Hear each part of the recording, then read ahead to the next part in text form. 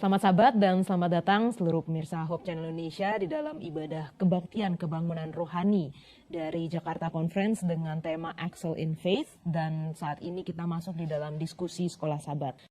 Tentunya saya tidak sendirian dan tanpa berlama-lama lagi kita akan menyapa narasumber kita, Pendeta Hudiat Muskita. Shalom, selamat Sabat Pak Pendeta. Selamat Sabat kepada umat Tuhan dimanapun Anda berada dan kepada moderator. Senang sekali bisa bertemu kembali dengan pendeta, dan kita akan membahas satu triwulan yang baru dengan pelajaran yang baru, yaitu kitab Yosua.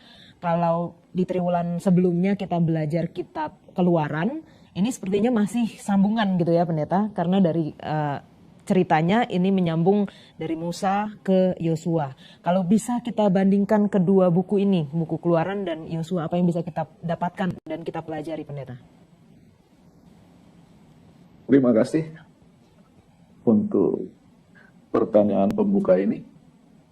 Apa yang bisa saya lakukan? Mungkin kalau boleh slide ditampilkan. Di dalam buku pelajaran Sekolah Sabat kita, seluruh kuartal judulnya adalah pelajaran-pelajaran iman dari buku Yosua. Nah, sebelum pelajaran minggu pertama ada bagian yang dalam bahasa Inggris disebut introduction atau pengantar. Dan judul dari bagian pengantar itu adalah second chances, kesempatan yang kedua. Buku Yosua ditampilkan, diperkenalkan sebagai buku yang menceritakan tentang kesempatan kedua. Mengapa demikian? Seperti pertanyaan tadi, kita akan melihat hubungan antara buku Yosua dengan buku-buku sebelumnya, dan dalam konteks pertanyaan hubungan antara buku Keluaran dengan buku Yosua. Hal yang perlu kita cermati adalah buku Keluaran, Imamat, dan buku Bilangan. Itu satu lokasi dan jangka waktu yang sama. Jadi di buku Keluaran kita baca cerita bagaimana orang Israel keluar dari Mesir menuju Sinai dan tinggal di Sinai. Dan di Sinai nanti mereka akan membangun kemah suci. Maka di dalam konteks ini buku Imamat lokasinya sama dan waktunya sama, instruksi sehubungan dengan pelayanan dan tata cara ibadah di kemah suci. Dan masuk ke dalam buku Bilangan, masih di lokasi yang sama. Musa mengirim 12 mata-mata. Inilah garis besar buku Keluaran, Imamat, dan Bilangan. Seperti kita ketahui, 12 mata-mata pulang, orang Israel tidak mau masuk Kanaan, maka terjadilah pengembaraan di padang belantara. Yang secara umum dikatakan 40 tahun. Ketika sampai tahun ke-40, kita datang kepada buku Ulangan. Musa mengulangi kembali sejarah selama di padang belantara. Musa mati, masuk Kanaan, Israel masuk Kanaan dipimpin oleh Yosua. Sebenarnya kalau mata-mata ini pulang dan orang Israel percaya, dari buku Keluaran secara lokasi dan waktu langsung masuk buku, tapi namanya bukan buku Yosua karena Musanya mungkin masih hidup. Nah, kita akan lihat secara Alkitab jangka waktu yang terjadi. Jadi kalau kita baca di Keluaran 19 ayat 1, pada bulan ketiga, tanggal 1, setelah orang Israel keluar dari Mesir, Mereka tiba di padang gurun Sinai. Jadi sekarang lokasinya di Sinai. Lalu kita ketahui Musa naik pelajaran kuartal lalu, Musa naik ke Gunung Sinai, orang Israel berdosa membuat anak lembu dari emas, dan dosa ini membuat apa yang terjadi di Keluaran 33. Boleh Yola tolong baca? Keluaran 33 ayat yang pertama. Berfirmanlah Tuhan kepada Musa, pergilah, berjalanlah dari sini, engkau dan bangsa itu yang telah kau pimpin keluar dari tanah Mesir, ke negeri yang telah kujanjikan dengan sumpah kepada Abraham, Ishak dan Yakub. 2. Aku akan mengutus seorang malaikat berjalan di depanmu. 3. Sebab aku tidak akan berjalan di tengah-tengahmu, karena engkau ini bangsa yang tegar tengkuk, supaya aku jangan membinasakan engkau di jalan. Itu satu fakta yang menarik, bahwa setelah dosa patung tuangan anak lembu emas di Keluaran 33 ayat 3, Tuhan katakan Tuhan tidak akan berjalan lagi bersama mereka. Dan yang uniknya di pembukaan di ayat 1 dikatakan Musa disuruh memimpin bangsa yang kau pimpin keluar dari Mesir. Jadi Tuhan menarik diri dari keterlibatannya. Kenapa saya baca ayat ini? Sekarang lihat reaksi atau respon Musa terhadap kata-kata Tuhan ini di ayat 7, yaitu mendengar kata-kata Tuhan bahwa Tuhan tidak akan berjalan di tengah-tengah Israel karena mereka bisa binasa kalau berdosa lagi. Musa mengambil kemah dan membentangkannya di luar perkemahan, jauh dari perkemahan, dan menamainya kemah pertemuan. Jadi karena Tuhan tidak bisa di tengah-tengah umatnya, Musa membangun kemah jauh di luar perkemahan supaya Tuhan masih beserta mereka walaupun sudah tidak di tengah-tengah umatnya. Dan fungsi kemah ini adalah tempat Musa dan Tuhan berkomunikasi sehubungan dengan urusan Israel. Ya. Kenapa ayat ini penting? Buku Imamat pasal 1, Tuhan memanggil Musa dan berfirman kepadanya dari dalam kemah pertemuan. Jadi suasana buku Imamat adalah dalam konteks kemah pertemuan yang dibangun oleh Musa di Sinai. Dan itu sepanjang buku Imamat. Sekarang kita lihat berapa panjang waktu berlalu. Kita perlu ingat begitu kita di akhir buku Keluaran, kemah suci selesai. Maka sekarang Tuhan berfirman kepada Musa di padang gurun Sinai. Jadi mereka masih di Sinai di buku Bilangan. Pada tanggal 1 bulan yang kedua dalam tahun yang kedua. Jadi sekarang sudah 1 tahun habis. Dan perintah Tuhan ayat 2, hitunglah, makanya nama judul bukunya Bilangan. Lalu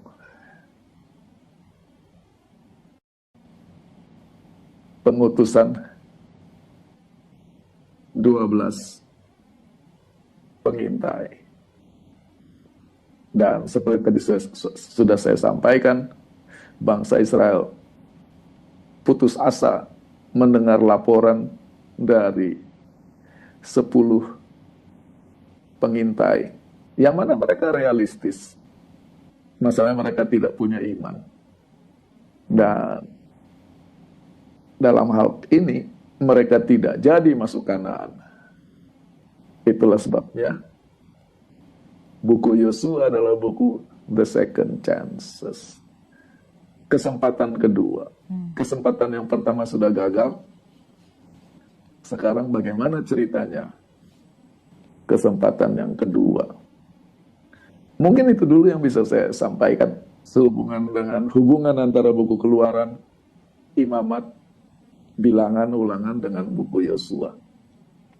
Terima kasih Pendeta untuk pendahuluannya ya, karena kita jadi bisa melihat timeline secara waktu. Dan kalau kita belajar buku Yosua ini, kita akan belajar sepanjang 3 bulan ke depan Pendeta mungkin bisa jelaskan apa tema utama dari buku Yosua ini sehingga bisa menjadi pedoman bagi kita untuk pelajaran sepanjang triwulan ini, Pendeta. Baik, boleh tolong slide ditampilkan kembali. Kalau kita lihat di pelajaran hari Senin, Ya. itulah garis besar buku Yosua. Seberangilah sungai Yordan, taklukkan negeri itu, bagi berdasarkan suku-suku. Dan jangan lupa untuk menyembah, melayani Tuhan. Kalau kita lihat tema ini, siapa yang aktif? Who's supposed to do the crossing? Who's supposed to do the taking? Who's supposed to do the dividing? Who's supposed to serve? Siapa yang aktif dalam cerita ini? Bangsa Israel. Bangsa Israel di bawah pimpinan Yosua. Yang sibuk mereka. Dan kalau kita baca bukunya memang sangat sibuk. Dari mulai crossing, taking, dan di dalam proses perebutan itu, sampai Yosua dengan gagahnya menyuruh matahari berhenti dulu, bulan berhenti dulu, karena mereka harus menyelesaikan perang hari itu. Sangat sibuk. Nah, di sini kita harus koreksi. Tidak ada yang mengharuskan. Di sini kita perlu lebih cermat membaca teologi buku Yosua. Untuk itu, kita harus mundur, yaitu membaca buku Ulangan. Ini adalah bekal Musa setelah kegagalan di buku Bilangan. Sekarang 38 tahun kemudian, di tepi sungai Yordan, di perbatasan. Inilah kata-kata Musa. Apa Yola bisa baca versi bahasa Indonesianya? Ayat 9. Sekarang kamu belum sampai ke tempat perhentian dan ke milik pusaka yang diberikan kepadamu oleh Tuhan Allahmu. Tetapi apabila nanti sudah kamu seberangi sungai Yordan dan kamu diam di negeri yang diberikan Tuhan Allahmu kepadamu untuk dimiliki, dan apabila ia mengaruniakan kepadamu keamanan dari segala musuhmu di sekelilingmu dan kamu diam dengan tentram. Inilah kata-kata Musa tentang janji pemberian Tuhan. Dia katakan, sekarang belum, tapi kamu akan. Nah, yang unik, di dalam bahasa Inggris, pesan yang disampaikan agak berbeda dari Alkitab bahasa Indonesia. Yaitu, nomor 1, you have not, kamu belum, come, sampai, ke, di dalam Alkitab bahasa Indonesia dikatakan tempat perhentian, seolah-olah lokasi. Tetapi, di dalam bahasa aslinya, menuha, yang diterjemahkan dalam bahasa to rest. It is not about location. Ini bukan lokasi tetapi aktivitas, pengalaman, yaitu kamu belum sampai kepada istirahat. Kamu belum sampai kepada perhentian. Dan sekarang diulang-ulangi. Yang pertama kita lihat cara Musa bicara. Kamu belum sampai kepada perhentian. Kamu belum sampai kepada warisan. Nah, inilah yang membuat dengan segala hormat dia melakukan yang terbaik. Timlah penterjemah Alkitab ke dalam bahasa Indonesia menambahkan kata tempat karena kata milik pusaka. Tetapi di dalam bahasa Ibrani tidak ada referensi kepada space atau wilayah atau tempat. Kamu belum sampai kepada perhentian. Kamu belum sampai kepada warisan yang Tuhan berikan kepadamu. Belum bicara tentang tanah, belum bicara tentang negeri, tetapi konsep pemberian Tuhan itu adalah perhentian, istirahat. Nah, sekarang ayat 10-nya. Tetapi jika nanti kamu menyeberang sungai Yordan dan tinggal di negeri yang Tuhan memberi kepada kamu untuk diwarisi, jadi sekarang kembali kepada warisan dalam bentuk negeri. Dan disinilah Tuhan memberi engkau perhentian. He gives you rest. Tetapi Alkitab bahasa Indonesia keamanan, security. Nah, uniknya, kenapa Alkitab bahasa Indonesia menerjemahkannya sebagai keamanan? Karena susulannya, dari segala musuhmu di sekelilingmu dan kamu akan diam dengan tentram. Nah, yang jadi unik di sini, kata keamanan adalah safety. Yang Tuhan janjikan adalah Israel akan selalu dikelilingi bangsa-bangsa. Dunia ini tidak pernah kosong, vacuum, hanya Israel dan kosong. Akan terjadi interaksi. Dan di antara bangsa-bangsa itu yang akan ada yang berikhtiar jahat. Mereka akan menjadi musuh. Tetapi mau ada musuh, mau ada orang berikhtiar jahat, Tuhan akan memberi istirahat di negeri yang diberikan Tuhan. Yang mau saya tekankan, kata-kata Musa di Ulangan 12 ayat 9 dan 10 dimulai dengan tema istirahat perhentian, ditutup dengan janji istirahat dan perhentian di tengah-tengah ancaman hidup. Dari sini, janji Musa ini, kita masuk ke dalam buku Yosua. Tapi sekarang kita perlu ingat, ada dua pemberian Tuhan. Satu, tanah.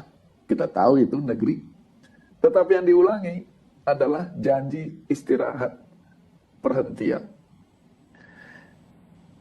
Demikianlah buku Yosua dimulai sebelum mereka menyeberang. Kan tadi cross, take.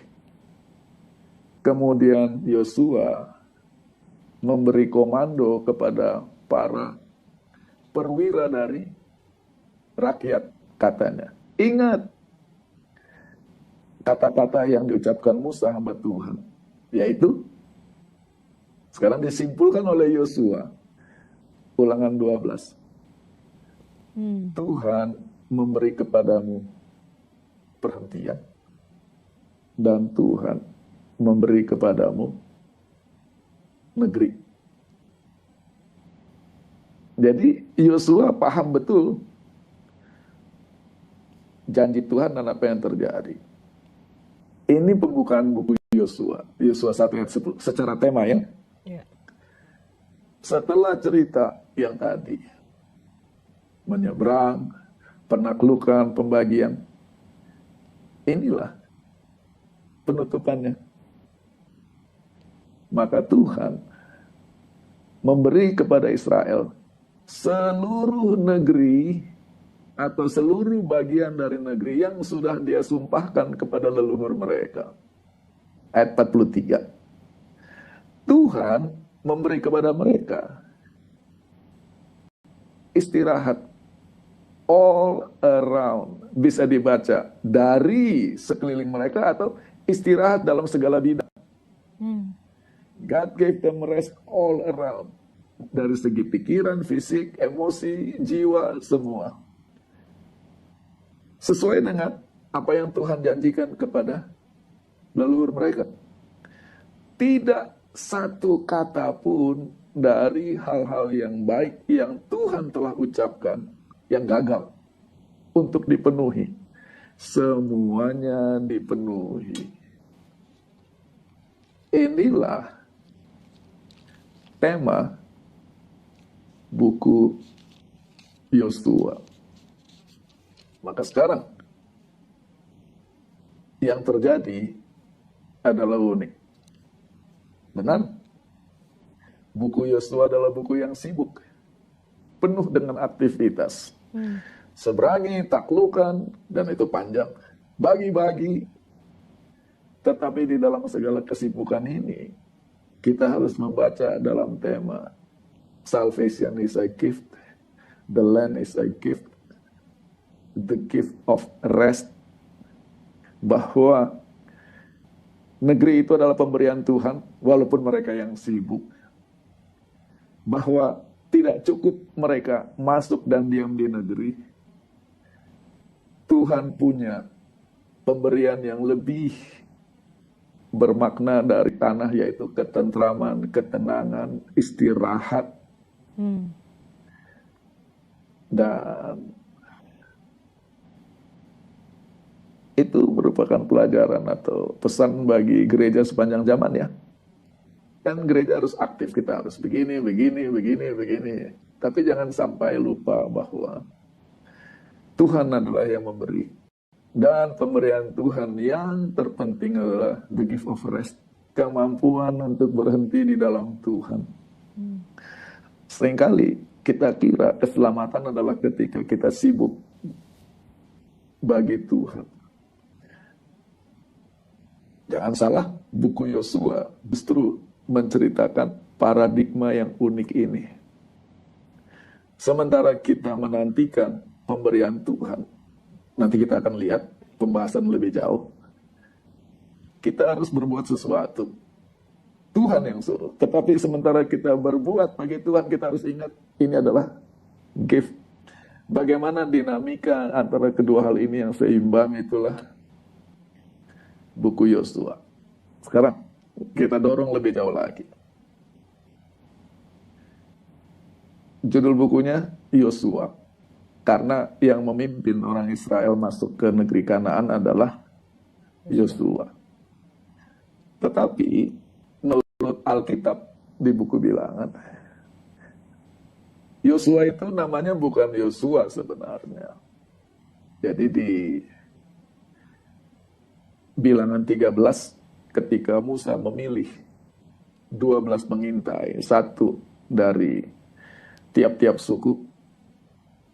Dari suku Efraim, yang terpilih adalah Hosea namanya. Ayat 8. Dan di ayat 16 diterangkan, Hosea namanya diganti oleh Musa menjadi Yosua. Apa hebatnya? Yosua itu nama Ibrani. Ketika nama Yosua diterjemahkan ke dalam bahasa Greka jadi Yesus. Yesus adalah versi Greka dari Yosua. Itulah sebabnya salah seorang profesor saya adalah seorang Ibrani secara kebangsaan, secara etnis. Di dalam khotbahnya dia tidak pernah menyebut Yesus, dia selalu Yosua. Karena di dalam Alkitab Perjanjian Baru bahasa Ibrani yang namanya Yesus itulah Yosua. Kenapa saya bawakan hal ini? Maka sekarang jadi unik permainan kata di pembukaan buku Yosua. Dan bahwa Hosea menjadi Yosua oleh Musa menekankan bahwa Tuhan yang memimpin umatnya keluar dari Mesir, menjalani padang belantara, bersiap masuk Kanaan. Maka sekarang Yosua yang artinya Yehova menyelamatkan, Yehosawak, memberi perintah, ingat bahwa Yehova Allahmu memberi kepadamu istirahat dan memberi kepadamu negeri ini. Salvation is a gift. Dan fungsi dari keselamatan to be able to rest in God. Boleh saya komentar sedikit bagi sebagian orang akan terganggu mungkin. di dalam bahasa Inggris yang seringkali diterjemahkan ke dalam bahasa Indonesia, ketika seseorang meninggal dikatakan rest in peace, beristirahat di dalam damai. Pertanyaan, kapan damainya? Kalau orang sudah mati tidak ada kedamaian. Kenapa? Dia nggak rasa apa-apa. Konsep the rest in peace adalah konsep the peacefulness, kedamaian di akhir hidup ketika berhadapan-hadapan dengan kematian. Karena saya akan mengalami hal itu, saya belum siap untuk mati, bagaimana dengan istri saya, anak saya, bagaimana dengan begini. Kemampuan untuk beristirahat dalam Tuhan sebelum kita menghembuskan nafas, itulah konsep mahal. To be able to rest in peace. Tapi sekarang, itu umum. Orang meninggal dikatakan rest in peace. Harapannya. Yang dijanjikan Tuhan adalah kemampuan untuk beristirahat dalam damai sepanjang hidup, di tengah-tengah ancaman musuh, di tengah-tengah problema hidup. Itulah buku Yosua. Mungkin itu dulu. Terima kasih penjelasannya Pendeta. Kita jadi mengetahui ya secara tema besar, oh ternyata ada sebuah janji, ini bukan hanya tentang bangsa Israel yang menaklukkan Kanaan dan memasuki tanah Kanaan, tetapi ini adalah apa yang Tuhan lakukan dan berikan kepada bangsa Israel dan kepada kita semua, di mana kita memiliki bukan hanya perhentian atau kedamaian dalam perhentian, tetapi juga sepanjang hidup kita punya hari Sabat juga ya Pendeta ya, sebagai perhentian di dalam Tuhan. Oke, kita tunggu. Ya. Itu jadi kata perhentian, karena Yola menyinggung soal Sabat. Sayang kita tidak bisa tampilkan ayatnya, yaitu ayat tentang hari Sabat di Kejadian pasal 2. Ketika buku Ulangan dan buku Yosua, Yola mau baca ayatnya? Boleh Pendeta. Coba baca Kejadian 2 ayat 2 dan 3. Ketika Allah pada hari ke-7 telah menyelesaikan pekerjaan yang dibuatnya itu, berhentilah ia pada hari ke-7 dari segala pekerjaan yang telah dibuatnya itu. Lalu Allah memberkati hari ke-7 itu dan menguduskannya, karena pada hari itulah ia berhenti dari segala pekerjaan penciptaan yang telah dibuatnya itu. Pertanyaan, ada kata Sabat atau tidak di dalam ayat itu? Dalam 2 ayat itu? Bahasa Indonesianya nggak ada Pendeta. Mau bahasa Indonesia, mau bahasa Inggris, mau bahasa apapun, tidak ada. Kecuali bahasa Ibrani. Yaitu kata yang diterjemahkan sebagai berhenti. Jadi dan uniknya berhenti kan kata kerja. Bukan penunjuk waktu. Selama ini kan hari Sabat, waktu. Wayisbat, maka kata berhenti bisa diganti dengan bersabat. Sebagai kata kerja. Nah, yang mau saya sampaikan, kata berhenti di Kejadian 2 ayat 2 dan 3 adalah kata bahasanya Sabat. Sementara perhentian, istirahat yang disampaikan di Ulangan tadi dan buku Yosua adalah manuah. Nah, apa bedanya dan apa hubungannya? Manuah adalah istirahat yang dihubungkan dengan lokasi, yaitu negeri. Kita istirahat kan perlu tempat. Mau di kursi, mau di sofa, mau di tempat tidur, atau kalau tidak ada rebah. Kita perlu lokasi untuk beristirahat. Jadi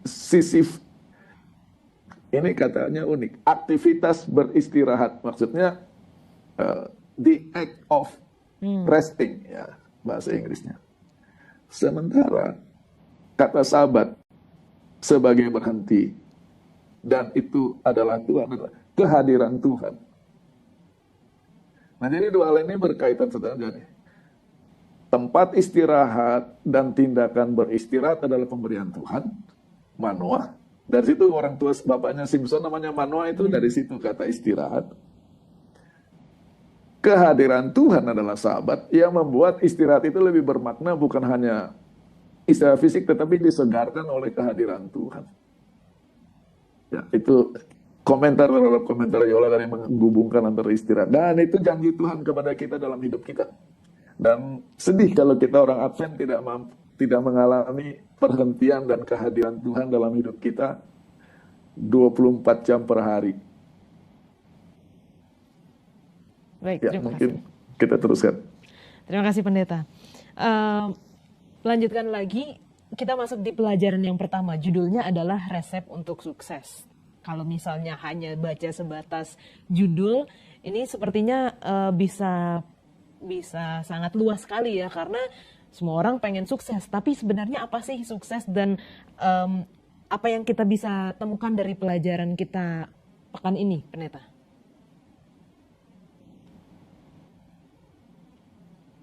Sehubungan dengan pelajaran pekan ini yang judulnya adalah resep untuk sukses, maka peranan saya pada hari ini bisa dilihat dari dua sisi.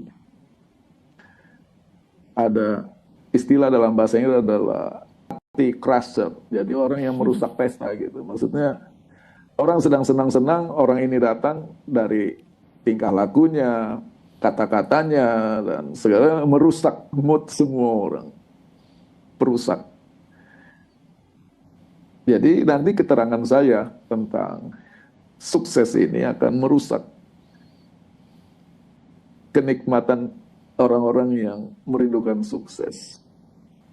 Tapi saya katakan, peran saya bisa dilihat dari dua. Satu, perusak. Yang kedua, seorang dokter. Ketika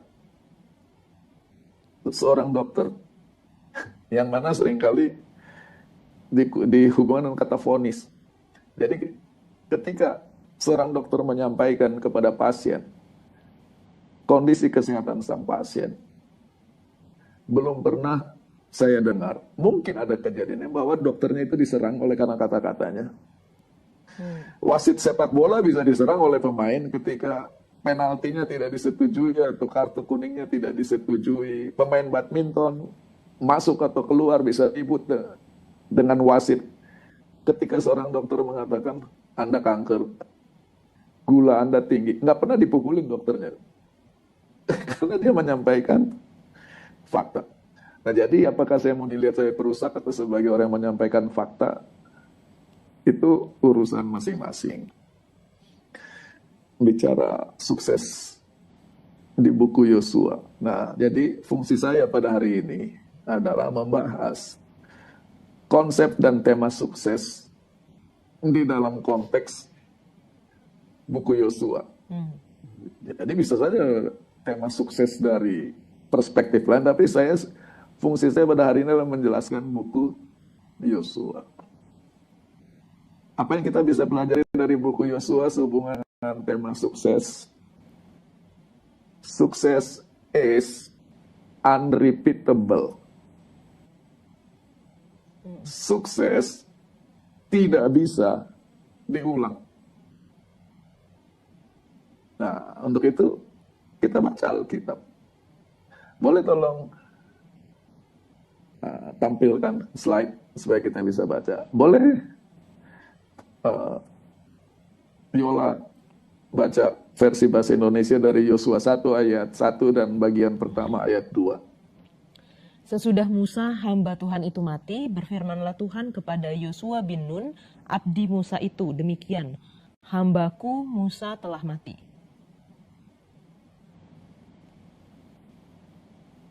Inilah resep sukses yang nomor 1 di Yosua 1 ayat 1.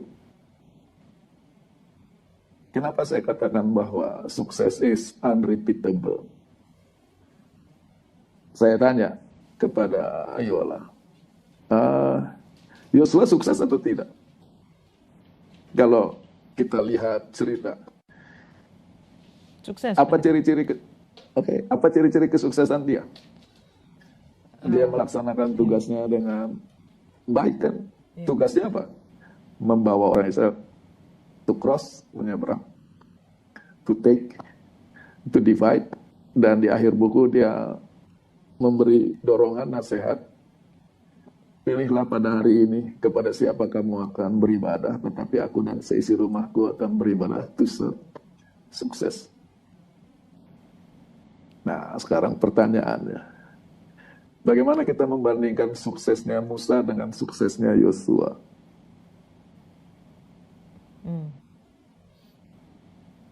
Apa yang membuat Yola berpikir? Atau adalah suatu kebodohan membandingkan suksesnya Musa dengan suksesnya Yosua? Mengapa suatu kebodohan? Yosua tidak bisa jadi Musa. Mau dia seberusaha apapun, yang namanya Musa adalah Musa, yang namanya Yosua adalah Yosua. Dan inilah banyak orang gagal menikmati sukses dalam hidupnya karena mereka ingin menyamai orang. Sukses itu bukan kompetisi. Saya kepengen menjadi si anu. There is no point of becoming someone. Sukses terbesar dalam hidup adalah ketika saya menjadi diri saya. Seperti saya ada. Dan kalau kita baca ayat ini, secara status, siapa lebih hebat? Musa atau Yosua? Coba lihat di bahasa Inggris. Apa statusnya Musa? Servant of the Lord. Sementara statusnya Yosua? Moses assistant. Bukannya dia, apakah dia melayani Tuhan? Yosua? Iya. Tetapi status dia bukan hamba Tuhan. Asistennya Musa. Dan karena status dia asistennya Musa, maka dia tidak sukses. Tapi memang dia asistennya Musa. Tapi kalau dia mimpi-mimpi, kenapa saya cuma asistennya Musa? Kenapa nama saya tidak dikaitkan dengan itu? Banyak orang gagal sukses karena itu. Terpukau dengan status orang lain. Sampai tidak bisa menerima status dia. Dan ini ada landasan teologinya. Di Kejadian pasal 1, ayat 26-27, kita tahu dengan sangat baik. Tuhan berkata, marilah kita menciptakan manusia, bukan laki-laki ya, human, menurut gambar dan rupa kita. Lalu di Ulangan 6 ayat 4 kita dengar, kata, dengarlah Israel, Tuhan itu, Allah kita dan Tuhan itu satu. Yang sudah berapa kali, saya sudah terlalu sering tampil di Hope Channel. Kata ehad satu di sini bukan jumlah, tetapi uniqueness. Tuhan itu unik. Tidak ada oknum di seluruh alam semesta seperti Tuhan, hanya Dia unik. Nah, karena kita sebagai manusia diciptakan menurut gambar dan rupa Allah, maka masing-masing kita unik. Mau orang kembar, beda, unik. Dan yang membuat unik lagi, di masa kekekalan sebelum saya lahir, dan di masa depan, tidak akan pernah lagi muncul pribadi seperti saya. Saya satu-satunya yang eksis seperti, that is uniqueness. Nah, karena kita unik, maka kita harus menerima dan menikmati, mensyukuri, mengembangkan diri kita sesuai dengan keunikan. Dan itu banyak faktor. Negara di mana kita dilahirkan, status sosial dan ekonomi orang tua dari mana kita datang. Ada orang untuk bisa sukses yang harus melakukan lompatan yang sangat jauh. Ada orang yang lahirnya di negara makmur dari orang tua yang sangat well off, untuk sukses melangkah saja sudah, orang lain mau lompat. Tetapi masing-masing kita harus menerima dan menikmati sukses itu. Nah, sekarang kalau Yosua mengukur suksesnya harus mau jadi Musa, maka inilah problemnya. Ulangan 34 ayat 10 dan 11. Seperti Musa, tidak ada lagi nabi yang bangkit. Jadi adalah mubasir, buang waktu dan kebodohan. Mengukur sukses kepengen menjadi seperti Bapak Anu, pendeta Anu, si Anu. Semua orang unik. Itu yang pertama. Sukses yang pertama. So you cannot repeat. Nobody can repeat anybody's life. You have your own life. Ya, jauh lebih nikmat saya mengucapkannya dalam bahasa Inggris. Yang kedua, ayatnya mengatakan apa? Sesudah, ini pembukaan buku Yosua ya. Sesudah Musa, hamba Tuhan itu mati. Ini prinsip sukses kedua. Sangat mudah bagi orang untuk melihat matinya Musa, matinya seluruh program. Karena orang yang memulai, membangun, memimpin selama ini mati, ya udah selesai.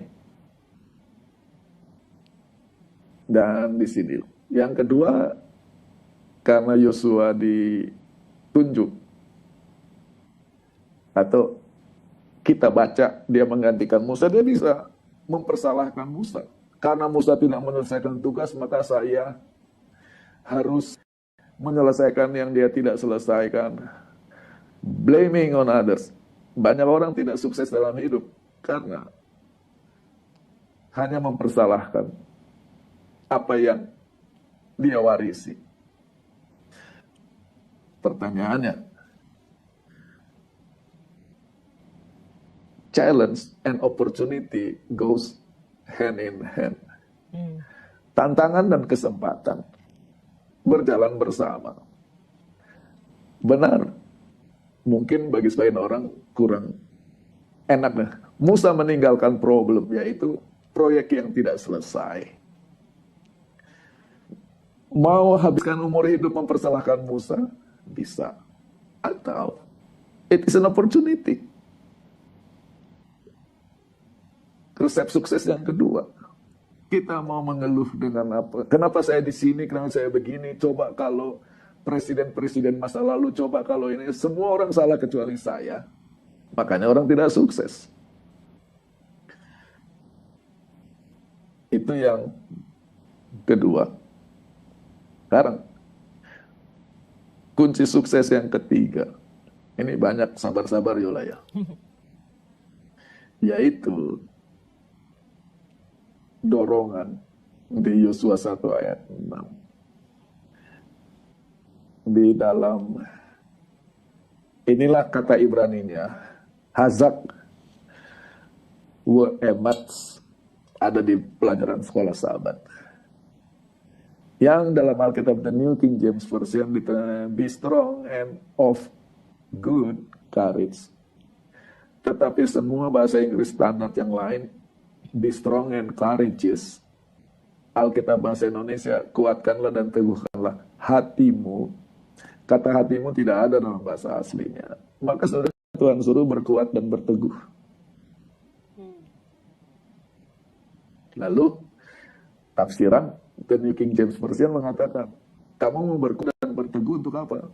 For a good cause. Untuk hal yang baik. Karena banyak orang berkuat dan berteguh untuk hal-hal yang tidak baik. Semangat sekali. Coba kalau semangat dan keteguhan dan kekuatannya untuk hal yang baik, ya itu sudah cerita lain. Nah, saya sudah kasih bocoran sekarang. Yaitu menurut The New King James Version. Berkuat dan berteguh. Dan itu diulang-ulangi di Yosua 1. Ayat 6, ayat 9, ayat 18. Maka pertanyaannya sekarang, lupakan kata good. Berkuat dan berteguh untuk apa? Ini kita bicara kunci sukses. Menurut ayat-ayat di buku Yosua. Kita dipanggil, Yosua dipanggil, dari mana kita bisa belajar resep suksesnya. Diulang-ulangi. Berkuat dan berteguh. Coba baca. Yosua 1 ayat 1. Ada 3 partisipan di ayat itu. Yang pertama Musa. Yang ketiga Yosua. Yang kedua siapa? Tuhan. Kalau kita ada di atas dunia ini dan hidup di zaman itu, beberapa minggu sebelumnya, siapa yang kelihatan? Musa dan Yosua. Ada Musa kelihatan, ada Yosua kelihatan. Tokoh kedua dalam cerita Tuhan tidak pernah kelihatan. Oke? Nah, sekarang membaca ayat ini,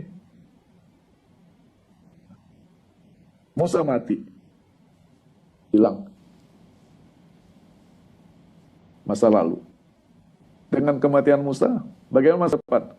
Gelap, tidak tahu. Dan secara fisik, tinggal siapa di situ? Yosua sendirian. Benar nggak? Karena Tuhan kan tidak kelihatan.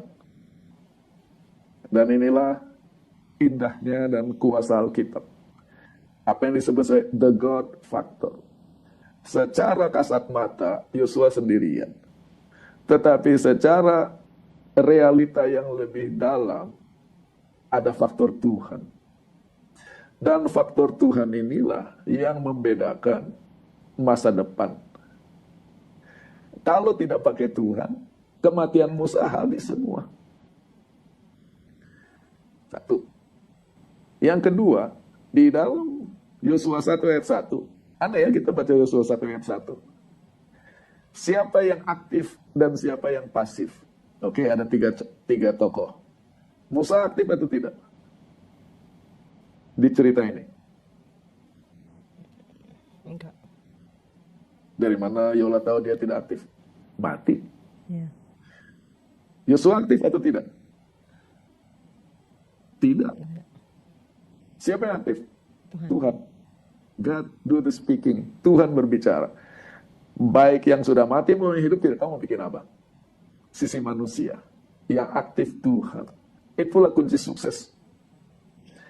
Dan disinilah tadi berkuat dan berteguh untuk melihat Tuhan dalam setiap kenyataan hidup. Seringkali kita, ayo kita, no. Kita panggil untuk berkuat, berteguh, konsentrasi, kerahkan segala sesuatu. Untuk melihat Tuhan di balik kenyataan tiap-tiap hari. Betapa mudah, betapa sering keadaan tidak seperti yang kita harapkan. Proyek belum selesai, Musanya sudah mati. Mau kemana ini? Setelah kematian Musa, hamba Tuhan, dan kata hamba Tuhan soalnya matinya Musa ikut, udah Tuhan juga udah selesai. Tetapi kematian hamba Tuhan tidak berbuat Tuhan berhenti bekerja. Maka terjadilah bahwa Tuhan berbicara kepada Yosua. Bagi Yosua, masa depan, masa lalu adalah sangat indah, tetapi sudah tidak bisa diulang dengan kematian Musa. Masa depan tidak tahu. Apa kata-kata Tuhan? Now. Musa udah mati. Kamu pikirin Musa tidak merubah kan? Now. Sementara kita tidak tahu masa depan mau bagaimana. Masa lalu sudah tidak bisa dirubah. Kita menyembah Tuhan yang present. Tuhan masa kini. Yang menolong kita melangkah masa kini. Now, therefore arise, bangun. Sekarang kamu yang jalan. Itu kunci suksesnya. Lalu, ini janji Tuhan. Yosua 1 ayat 5. Oke, ayat 2. Bangun, pergi seberangi Yordan.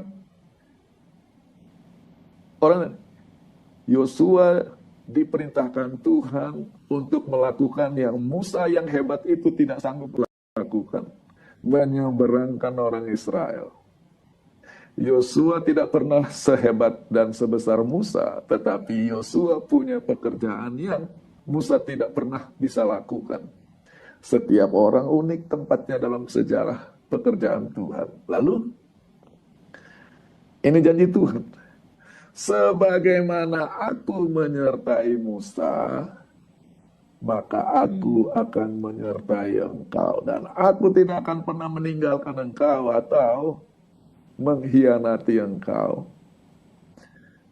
Inilah panggilan, kuatkan, teguhkan kepada Tuhan yang akan menyertai. Walaupun seringkali problema hidup kelihatan terlalu besar. Lalu, lebih jauh lagi, kenapa Tuhan begitu berkepentingan kepada Yosua? Ayat 2. Kamu bangkit, pergi, bukan supaya kamu hebat, Yosua. Saya punya kepentingan dengan umat. I am giving the land to the people. And for that I need you. Kunci sukses. Bahwa sukses bukan untuk kebesaran, ketenaran, popularitas, dan kehebatan diri sendiri, tetapi menjadi alat di tangan Tuhan untuk memberkati orang lain yang Tuhan rencana untuk berkati. Jadi, sukses sejati adalah melihat diri adalah bagian dari pekerjaan Tuhan yang jauh lebih luas dan lebih besar dari diri saya sendiri. Dan dengan itu Yosua sukses hidupnya. Sekali lagi. Sekarang, di ayat 3, tiba-tiba masa depan seluruh rencana keselamatan diletakkan di bahu Yosua. Kenapa? Setiap tempat kemana kakimu berjejak, tempat itu akan kuberikan. Ini selama ini orang baca ayat ini sebagai Yosua dikasih tanah sama Tuhan. Karena mereka nggak ngerti baca Alkitab. Ini dalam konteks ayat 2. I am giving the people, these people, the land. Dan sekarang tanggung jawab Yosua untuk menjamin bahwa umat ini menerima negeri seluas yang Tuhan sumpahkan, bergantung seberapa jauh, seberapa besar stamina iman Yosua. Maka Yosua harus memimpin seluruh bangsa, seluruh perbatasan negeri perjanjian. Itulah yang dimaksud berteguh dan berkuat. Kalau saya jadi Yosua, kok enak, saya yang jalan nanti orang lain mewarisi. Makanya orang banyak tidak sukses dalam hidupnya, terlalu banyak hitung-hitungan dengan Tuhan. Dan apa yang terjadi kepada Yosua di Yosua 1 ayat 3? Dia dipanggil, dia diundang. Kita sebagai pembaca ya, menjadi pewaris dan penerus iman Abraham. Mengapa? Di Kejadian 12, ketika Tuhan memanggil Abraham, pergilah ke negeri yang akan kutunjukkan padamu. Lalu dikatakan di ayat 6, Abraham menjalani negeri itu. Jadi dia bukan sampai di perbatasan di ujung udah berhenti. Dia jalani negeri itu. Sampai ke as far as, sejauh-jauhnya ke Sikem. Sudah sampai bawah, dia pindah lagi. And he moved ke timur. Habis itu Abraham journey, going on still the south. Dan kalau orang lihat, Lokasi yang dijalani Abraham di Kejadian 12 ini, itulah nanti batas-batas negeri perjanjian. Kalau Abrahamnya cuma duduk di bawah pohon dan tidur, tunggu-tunggu masuk surga, negeri perjanjian akan sangat sempit. Dan sekarang Yosua dipanggil untuk menjalani perjalanan yang sama. Setiap tempat kemana kakimu berjejak, kita dipanggil Tuhan untuk berjalan sejauh-jauhnya dalam iman, bagi Tuhan, dalam pelayanan, dalam jadi berkat bagi orang lain. Itulah resep sukses di buku Yosua. Terima kasih Pendeta sudah uraikan ya apa yang kita bisa dapatkan resep sukses dari buku Yosua yang kita lihat, bahkan mungkin itu masih di awal-awal dari pembukaan buku Yosua, di awal kitab Yosua, tapi kita bisa dapatkan banyak pelajaran dari situ. Pendeta, sebelum Yola, kenapa uraiannya begitu menginspirasi? Karena itu kata-kata Tuhan. Itu semua yang bicara Tuhan kepada Yola. Mau kamu jadi berkuat, berteguh, jejakkan kaki. Ketika satu Tuhan datang kepada kita dan kita merespon kepada Tuhan, itulah awal sukses. Kita tidak akan pernah menjadi Musa, kita tidak pernah akan menjadi Yosua, tapi kita akan menikmati sukses yang lain, sukses di dalam Tuhan, bersama Tuhan. Sorry, terpotong. Thank you Pendeta. Luar biasa. Saya jadi ingat Yusuf yang disertai oleh Tuhan itu God factor ya Pendeta ya. Oke, kita lanjutkan lagi pelajaran kita. Tadi Pendeta sudah sebutkan salah satu judul per hari dari pelajaran pekan ini, cross, take, divide, serve. Kalau dalam bahasa Indonesianya seberangi, rebut, bagi-bagi, layani. Apa yang Pendeta bisa jelaskan atau uraikan dari kata-kata ini, dari perintah ini, Pendeta? Tadi kita sudah membahas sisi indah, sisi berkat, sisi pemberian keselamatan buku Yosua. Resep sukses. Supaya seimbang, kita harus melihat sisi lain dari buku Yosua, yaitu sisi gelapnya. Secara kenyataan, saya tidak akan bicara benua lain, karena nanti topiknya jadi sangat melebar. Di Asia, benua Asia, dan benua Asia itu sangat luas, mencakup dari mulai Jepang di timur sampai Israel di perbatasan Laut Tengah sana, Lebanon, Turki ke atas. Yang namanya negara Kristen hanya dua, yaitu Filipina dan Korea Selatan, yang secara resmi di dalam statistik negara-negara dunia adalah negara Kristen. Yang lainnya non-Kristen. Tentu saja ada banyak faktor, tetapi salah satu faktor utama adalah kepahitan kolonialisme atau penjajahan, yaitu penjajahan bangsa-bangsa Eropa yang datang ke Asia dan Afrika. Saya tidak akan membahas Afrika karena bukan benua kita. Uniknya, salah satu cara untuk melihat apa yang terjadi, para penjajah ini, terutama orang Belanda, juga orang Inggris, mereka terinspirasi oleh buku Yosua. Cross, take, maka mereka menyeberangi lautan dan menaklukkan wilayah-wilayah orang. Mereka berpikir mereka adalah Israel.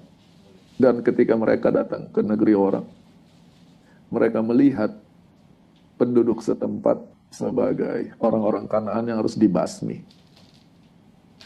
Dan moto mereka dimulai dengan Portugis yang datang ke Maluku. 3G, 3Gs, God, Gold, Glory. Tuhan, emas, dan kemuliaan bangsa.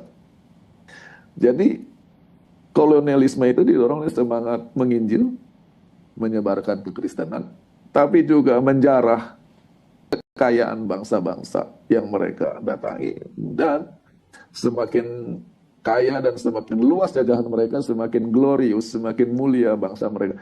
Itulah sebabnya kekristenan dipandang dengan sangat negatif, termasuk di Indonesia. Ketika saya menjadi Kristen, agama penjajah, salah kaprah. Dan kalau di tempat lain, penjajahan selesai, penjajahnya pulang. Indonesia contohnya, orang Belandanya pulang. Afrika Selatan ceritanya unik. Dari sini ada konsep apartheid, yaitu orang Belanda terlalu lama tinggal di Afrika Selatan dan terlalu banyak. Dan mereka sudah begitu lama sampai mereka sudah jadi rasa mereka orang Afrika Selatan, sudah tidak melihat dirinya saya orang Belanda. Sudah tinggal di Afrika yang bukan tanah Belanda, tapi kelakuannya kayak modal buku Yosua. Mereka pemilik tanah dan penduduk setempat mereka perlakukan sebagai manusia kelas 2. Ketika membantai orang pribumi, merasa sedang melakukan kehendak Tuhan. Ngeri sekali kalau orang baca Alkitab begitu. Maka nomor 1 yang perlu kita harus hati-hati dengan buku Yosua. Tidak ada yang namanya perang suci di luar dari penaklukan Kanaan. Kalau saya tadi katakan, sukses cannot be repeated. Bahwa sukses seseorang tidak bisa diulangi oleh orang lain. Masing-masing punya sukses. Maka, penaklukan negeri Kanaan seperti yang diceritakan di buku Yosua is unrepeated. Itu prinsipnya. Mengapa unrepeated? Kenapa tidak bisa diulangi? Di buku Ulangan dikatakan, dan ini syarat Holy War, perang suci, atau nanti pelajaran nomor 5 mungkin, Divine War, perang Tuhan. Inisiatifnya Tuhan. 1. Sementara kalau yang selama ini kita lihat, inisiatifnya pemuka agama, pemimpin negara, atas nama Tuhan, bukan Tuhan. Jadi itu saja sudah cacat. Jadi, pemuka agama tidak bisa memulai perang suci karena dia bukan Tuhan. Prinsip yang pertama. Prinsip yang kedua, Tuhan yang berperang. Prinsipnya, perang ini bukan untuk membasmi orang yang beda agama dari mereka. Yang seringkali sekarang perang suci itu adalah perang agama karena agamanya beda. Jadi ini, itu adalah teorinya. Sekarang, bagaimana kita memahami buku Yosua yang ceritanya penuh dengan kekerasan, pembunuhan, penaklukan? Yaitu dengan membaca Alkitab. Boleh tolong slide ditampilkan? Ya. Di Kejadian 15. Inilah kata-kata Tuhan kepada Abraham, yang mana saya singkatkan. Sesungguhnya keturunanmu akan menjadi orang asing dalam suatu negeri yang bukan kepunyaan mereka. Dan bahwa mereka akan diperbudak dan dianiaya. Itu cerita perhambaan di Mesir. Tapi setelah itu, ayat 16, keturunan yang keempat akan kembali ke sini, ke tanah di mana Abraham hidup, yang tadi sudah kita bahas. Kenapa harus tunggu? Inilah kuncinya. Sebab sebelum itu, kedurjanaan orang Amori itu belum genap. Kejadian 15 ayat 16 adalah ayat penting untuk memahami cerita perang di buku Yosua. Yang mana Saya tidak punya waktu untuk menjelaskannya karena itu ada di buku nabi-nabi dan tidak dibahas di Alkitab. Seperti kita ketahui, orang Israel masuk ke Kanaan dari timur, dari padang belantara, dari seberang Yordan. Jadi negeri Kanaan itu di timur ada sungai Yordan, di barat ada Laut Tengah, Mediterranean Sea. Ketika orang Israel dari timur masuk Kanaan, orang Filistin datang ke Kanaan dari barat, dari pulau Kreta. Orang Filistin. Jadi dua bangsa. Nanti setelah itu mereka ribut. Itu cerita di buku Samuel. Tapi konteks yang diberikan adalah masuknya orang Israel ke negeri Kanaan adalah penghukuman atas kedurjanaan orang Amori, penduduk Kanaan sebelum Israel. Ya, saya mau cerita sedikit. Yola akan tersenyum dengannya karena nggak nyambung. Waktu saya sekolah di Filipina, bertahun-tahun yang lampau, ada seorang guru namanya Yoshitaka Kobayashi, orang Jepang. Karena saya jurusannya Perjanjian Lama, beliau adalah dosen Perjanjian Lama. Dan beliau orangnya unik. Dia punya gelar doktor, dapatnya dari University of California, Los Angeles, UCLA. Dan bidangnya bukan teologi, tapi linguistik. Maka, cara dia baca Alkitab unik. Yaitu, pendekatannya adalah linguistik. Sangat sukar belajar sama dia, sampai tidak ada yang mau, kecuali saya, sampai saya diganggu orang, muridnya Kobayashi. Bisa cek sama pendeta Palar. Salah satu teori dia, Kejadian 15 ayat 16 menunjukkan bahwa sebelum Israel, orang Amori adalah umat pilihan Tuhan. Karena kepada bangsa lain Tuhan tidak punya urusan tentang kedurjanaan mereka, tetapi kepada bangsa ini. Ya, itu satu. Maka untuk membuktikan, dia baca nama-nama orang yang di buku Kejadian kepada siapa Abraham berinteraksi dan menggunakan bahasa Akadian, bahasa Ugarit, bahasa-bahasa kuno yang sudah tidak eksis lagi. Dia menunjukkan bahwa nama-nama itu theophoric personal names, yaitu nama-nama yang ada unsur Tuhannya. Contohnya nama-nama di Alkitab pakai L, itu singkatan Elohim, Daniel, Samuel, Yoel, Mikael. Itu namanya theophoric personal name, nama-nama yang ada unsurnya. Dan dia kasih tunjuk kepada saya, nama-nama orang Amori di buku Kejadian itu adalah theophoric personal. Dan dia katakan, inilah mereka umat pilihan Tuhan. Jadi, masuknya orang Israel ke negeri Kanaan adalah penghukuman terhadap orang Amori yang berdosa kepada Tuhan. Dari sini kita bisa paham, itulah sebabnya hartanya tidak boleh diambil. Ternaknya harus dimusnahkan semua. Nah, sabar ya. Sekarang, kita punya Alkitab Perjanjian Lama.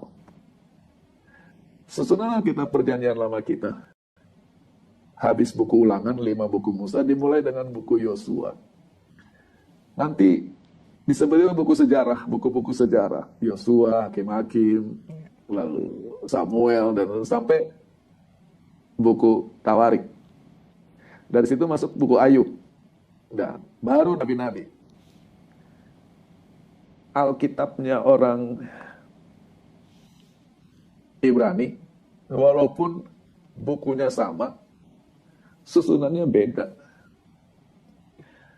Setelah 5 buku Musa, Kejadian sampai Ulangan, buku Yosua.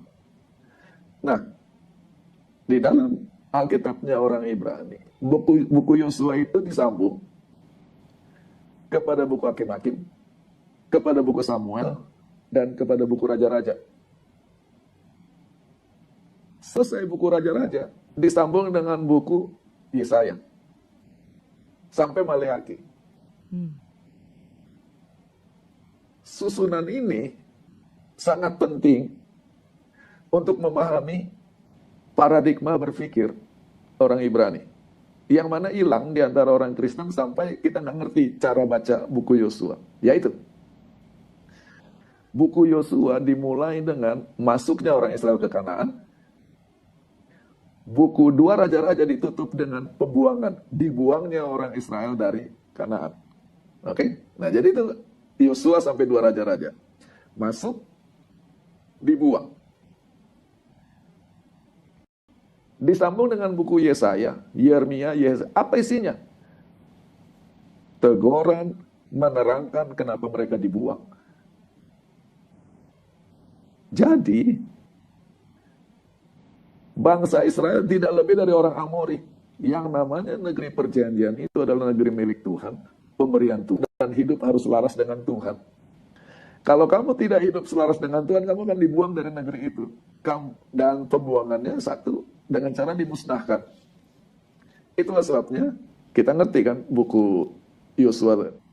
Inilah pembukaan buku Yesaya yang mana bagi orang Ibrani selesai baca cerita dikeluarkannya orang Israel dari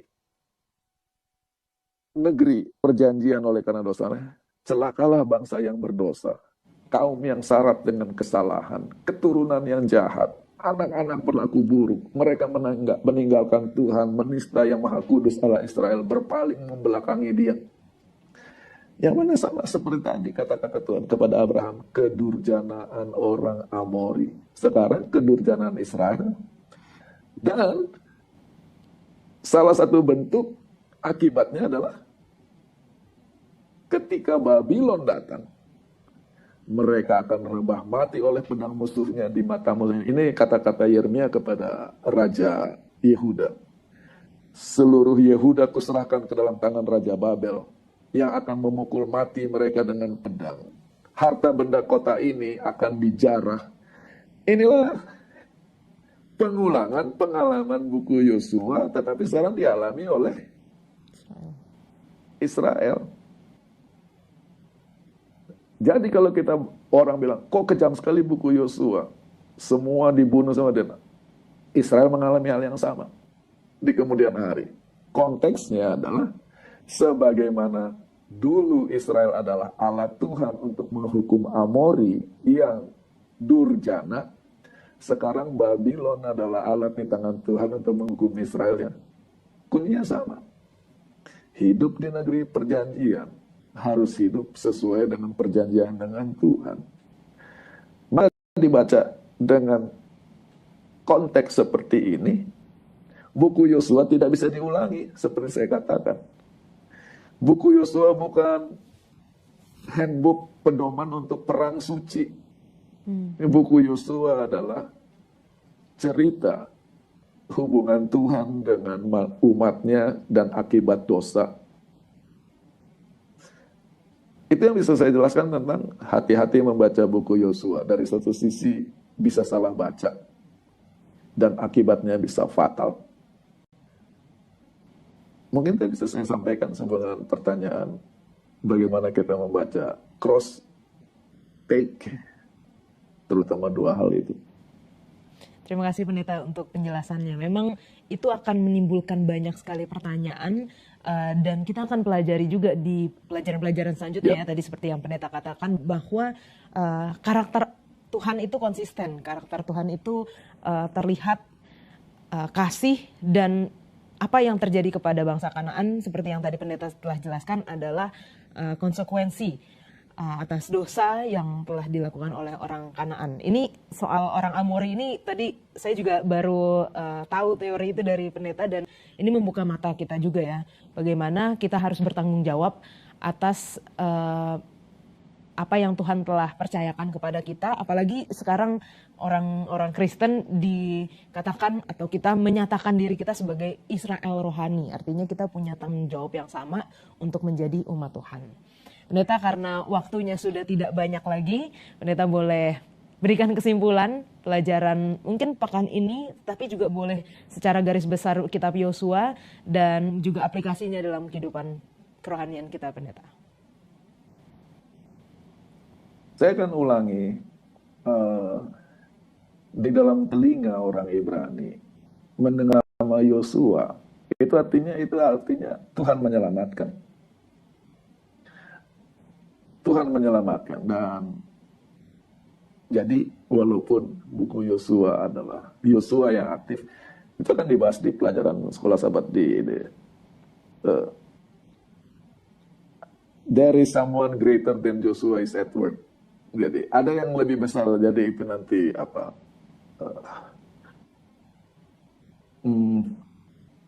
Istilahnya type and anti-type.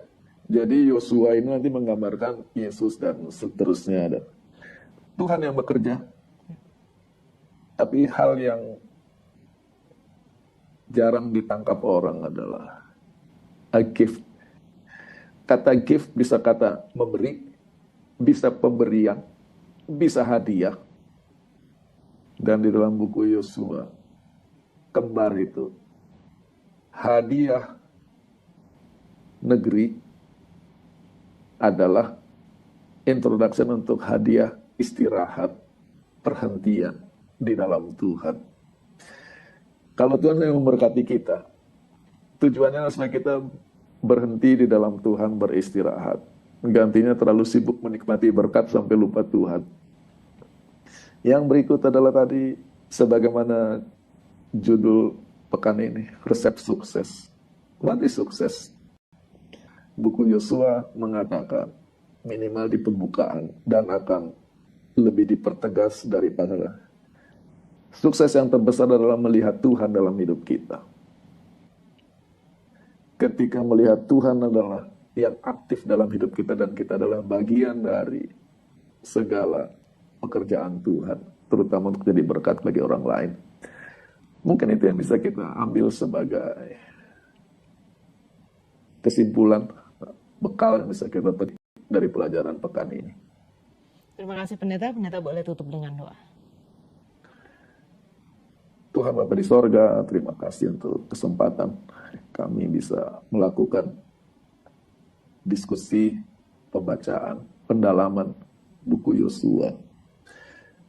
Dan kiranya apa yang kami nikmati sabat ini hanya merupakan cicipan untuk hal yang lebih indah, lebih dalam, lebih mulia di sabat-sabat ke depan yang bisa kami petik, kami gali dari buku Yosua untuk jadi berkat rohani bagi kami, melihat Tuhan dalam hidup kami. Kiranya ini menjadi berkat terbesar dalam hidup kami, yang mana dalam judul pelajaran minggu ini menjadi sukses terbesar dalam hidup kami. Kami serahkan rangkaian ibadah selanjutnya ke dalam tangan Tuhan.